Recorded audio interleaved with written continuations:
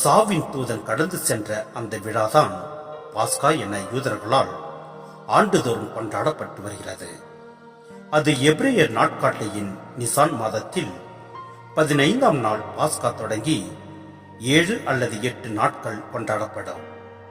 3300 ஆண்டுகள் பழமையான இந்த விழா புதிய ஏற்பாட்டின் புதிய பரிணாமம் பெறுகிறது. இயேசு கிறிஸ்து சாவிலிருந்து விடுதலை பெற்று உயிர் பெற்றிருந்த நிகழ்ச்சியை நினைவு கூர்ந்து வருகிறது.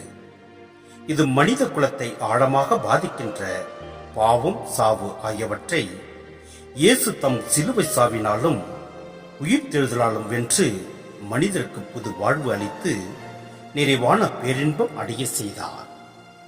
புதிய ஏற்பாட்டை நிஜம் என்றும் அதன் நிழல்தான் பழைய ஏற்பாடு என்றும் கூறப்படுகிறது. இந்த விழா இயேசுவின் மரணத்தின் நிழல். பாஸ்கா விழாவுக்கு